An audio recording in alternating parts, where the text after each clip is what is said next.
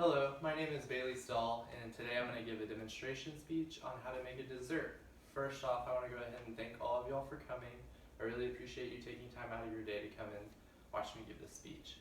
So I thought I'd come up with some sort of demonstration that y'all can take home and try for yourself. So I had a lot of issues coming up with the topic at first, so I started to think about what do I like, and then while I was thinking about that, I kind of got a craving for chocolate. So I thought about gingging cake, and I know it's a funny name. It comes from a family friend. Their kids called the grandma Gingging, and it was her recipe, so that's where the name comes from. It's basically a chocolate bundt cake, and it's like, if you don't know what a bundt is, it's a giant donut kind of, but it's cake. So I've had it for a lot of my birthdays. We take it to Thanksgiving, Christmas, or other family gatherings, and we basically just make it for all sorts of different things. So to start things off, I'm going to go ahead and give you all the ingredients that you'll need, any utensils you'll need in the kitchen that would help you make the cake, and then I'm going to talk through the step-by-step process and then show you the final result. So first things first, there's some ingredients that you may need to go to the store and get. You're going to need yellow butter cake mix, and it's important that it says yellow or yellow butter on it because regular white cake mix will not work. And then you need instant fudge pudding, and I use the Jello brand. That seems to work pretty well. You just need one little box and that'll do. Then you need 3/4 cup water, 3/4 cup cooking oil, half a cup of sugar.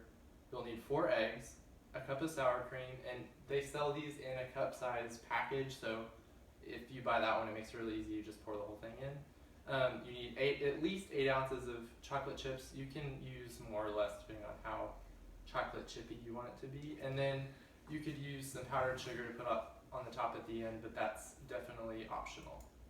As far as utensils go, I make it a bundt cake. You could use some other cake pan. You don't have to make it a bundt cake, but I think it looks cool that way. You need an oven to cook it, some sort of mixer.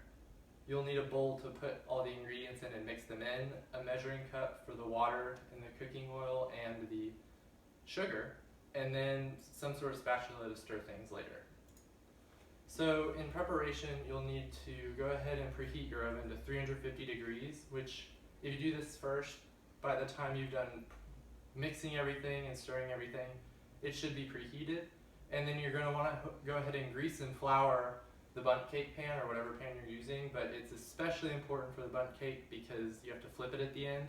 You want to make sure it's not sticking. So I use Baker's Joy, which has flour in the spray, so it's really easy and you just coat the whole thing and it comes out really nice.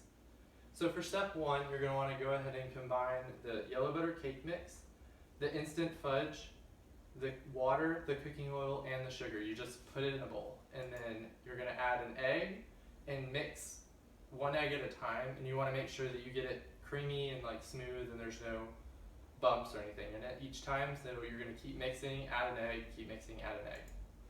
For step 3, you're going to want to go ahead and take your sour cream, and if you did buy the 1 cup package, it's really easy to just scoop the whole thing, use a spatula, and mix it all up. Then you're going to stir in the chocolate chips however many you want as well. With the spatula, it makes it really easy to just stir in there. For step 4, you're going to want to pour it into the greased pan, and if you're using the bundt cake, you're going to want to make sure you spread it evenly around so that it's not all clumped in one spot. And then you're going to put it in the oven for 1 hour. After you've put it in the oven, you're going to want to go ahead and clean some things up, and cake batter, everyone loves cake batter, so you can go ahead and eat that off the spatula, the mixers, or use a spoon to get it out of the bowl. That's pretty good. And then so some final steps, like once you get the cake out of the oven, you're going to want to let it cool for about 10 minutes or more, especially if you're using a bundt cake, because you'll have to flip it, and you don't want to burn your hands or make it difficult to flip or anything like that.